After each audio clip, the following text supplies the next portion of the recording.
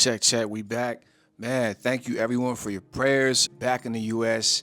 It feels good to be here. It's been a long journey, man. For those who don't know, my name is Brandon. Just a man of God trying to serve the Lord. I came very far. Ended up in Africa. I ended up in the Middle East. I was in Africa for 6 months. Went to Turkey twice, Kathmandu, Nepal, and we crossed the Himalayas all the way into North India. That was crazy. We were in Iraq. We baptized some folks in the Middle East.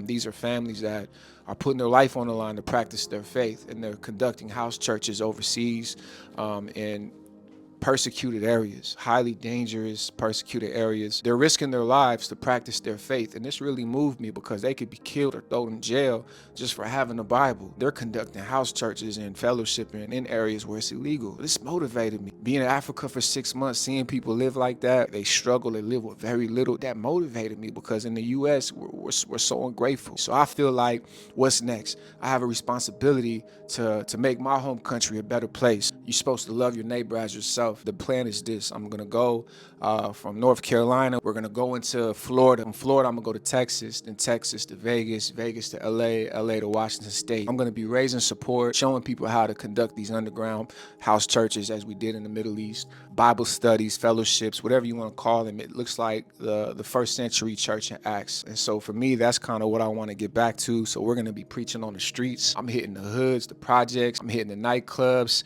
I'm hitting the parks, wherever there's people, colleges, county fairs, whatever. I'm hitting the streets. So if you have a city you want me to go to, come talk to me, let me know. If you want me to come to your town and you want to support, let me know. And Jesus told the people in the Bible, the disciples, to look for a man of peace.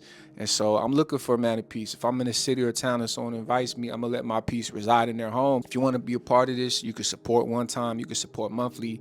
I have no backing. This is just me and God as it's been this whole time. And so I'm believing God to provide a van. We need a van for ministry. So even when I go back overseas, the people can use the van and conduct ministry even when I'm gone. We're going to make sure it looks like the first century church. And we're going to do our best to supply everyone's needs, help the homeless, the orphans, the widows. We're going to be doing prison ministries. So if you want to help with this, please contact me. Please reach out. Like, I need all the support I can get right now. I have missions organizations I'm connected to. I have men of God that are missionaries overseas in persecuted areas right now. I'm still supporting missionaries in Africa right now. These people need help. There's kids in these villages in Africa that can't afford Bibles.